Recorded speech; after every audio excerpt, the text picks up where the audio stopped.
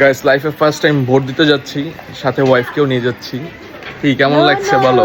ওর vote কেন্দ্র আলাদা, আমার ভোট কেন্দ্র আলাদা। মানে বাসা থেকে তো একসাথে বের হচ্ছি না, ওইটাই আর কি। আমারও ফার্স্ট টাইম ভোট আছে।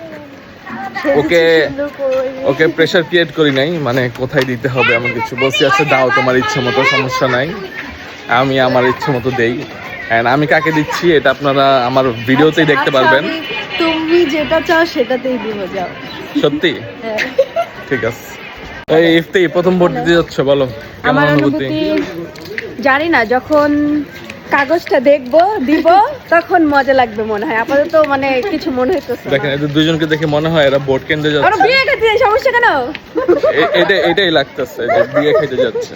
এই আচ্ছা তোমরা তো ভোট দিছো সবাই নাকি? দেখি আঙ্গুল দেখি। হ্যাঁ সরি এই যে আমাকে উল্টা হাতে দিয়ে দিছে। আচ্ছা তোমরা টিপ সই কেন দিছো? তোমরা কি মানে সিগনেচার করতে পারো না? বলে নাই, আমাদেরকে মূর্খ ভাবছে। আমাদেরকে কি বলে ভিডিওতে আনসার কি প্রশ্ন করছে এগুলো? আমাদেরকে হয়তো মূর্খ ভেবেছি, কিন্তু আমরা কিন্তু আচ্ছা ওরা দুইজন হচ্ছে আমার থেকে ট্রিট পাবে, কারণ ওরা হচ্ছে ভালো একটা মার্কায় ভোট দিছে, যেটা আমি বলছি আমরা সেটাতে দিয়েছি। একমাত্র ট্রিটের লোভে। আপনারা সবাই যদি ট্রিট চান আপনারা ওই মার্কায় ভোট দেন। কমেন্ট করেন কি মার্কায় ভোট দিয়েছি। না সবাই বুঝবে কোন মার্কায় ভোট দেওয়া উচিত।